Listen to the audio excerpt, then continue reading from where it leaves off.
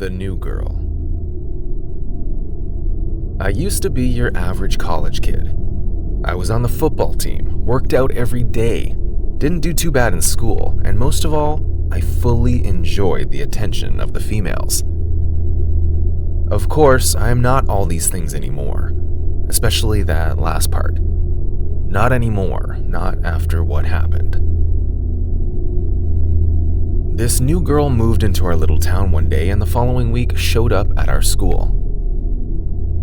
I only heard about her, but I never quite saw her, met her, or talked to her. Sometime later in the week, I would see her walking down the hall or walking around the department, but I never had the opportunity to meet her until the football game. The game where she finally showed an interest in me and walked up to me to introduce herself. I found it quite bold that she was making a move on me, but I respected it. I introduced myself to her and she seemed nice, not at all shy or timid. I liked that. For the next few weeks, we chatted over the phone and even talked way into the night. I admit that she was fun and interesting to talk to, but it was starting to cloud the other parts of my life. I was not sleeping well, and so my grades began to drop, and even my performance on the field was dropping as well.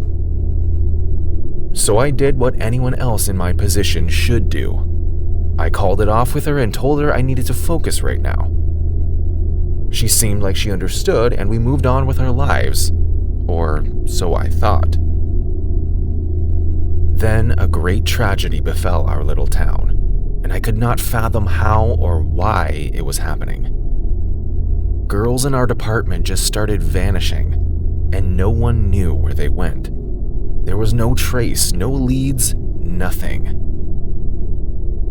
In the past 3 weeks, there had been 5 abductions, and they were all females, and all my friends. The police questioned me a lot, as it looked like I had contact with the victims shortly after they were abducted. I was confused and in awe of what was going on when I found myself one day, face to face, with an unusually large man in the middle of the road when I was on a morning jog. With one swift movement, he landed a punch in the middle of my head and I dropped to the ground like a sack of potatoes. I didn't remember much after that.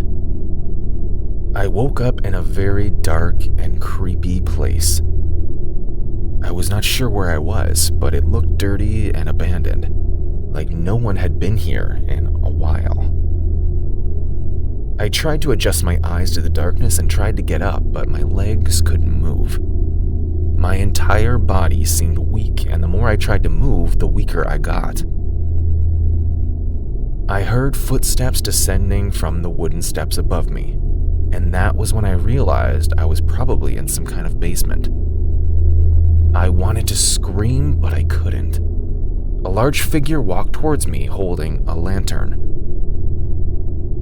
I adjusted my eyes. I could not remember the last time I saw a lantern. I tried to speak to the man, but he placed his free hand on his lips and shushed me. "You think you could do this to me, didn't you?" A voice to my left said. I jumped in fear first before I turned to look at the speaker. The voice was familiar, and I was afraid I may know who it was. As I looked at her, I could not believe my eyes. It was the new girl. She stood ever so innocently, holding an axe and looking dead into my eyes. I tried to speak, but all I could let out was a little whimper. I dragged my eyes back to the axe in her hand as I glanced at her with fear. She laughed and told me that the axe wasn't for me, and oddly enough, that made me relax a little bit. However, she said it was for the ones who sought to separate us, and that was when I got confused. She laughed again before calling to the large man with the lantern, and he brought the lantern closer to her.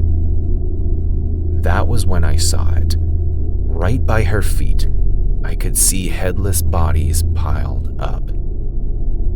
Their heads lined up on the other side of her feet, lifeless and scary looking. That was when I realized the axe in her hand was dripping with blood, and the bodies piled up on the floor were the girls that had been missing for weeks.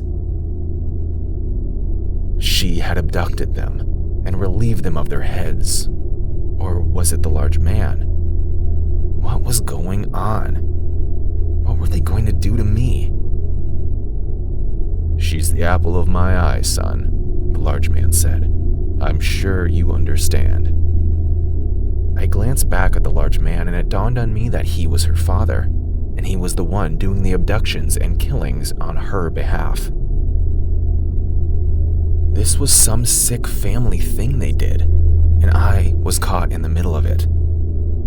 They both laughed as I tried to run and struggle my way out of that basement. If I'm being honest, sometimes I still can't believe I escaped death that day. But for some reason, they let me go, and as I ran out of the basement, I found myself in the woods. They said they were going to have fun with me, and that if I could find my way out of the woods, I had earned my freedom. They shot at me as I ran. I could hear her giggling and laughter. They were enjoying this, hunting me like an animal.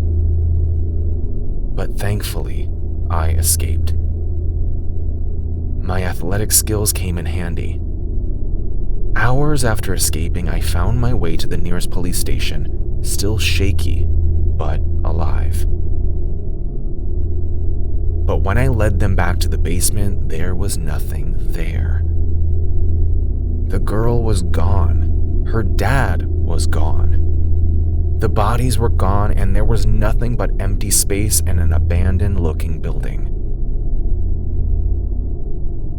I never saw the new girl or her dad again, and nobody believes me when I tell them my story. But you believe me, don't you?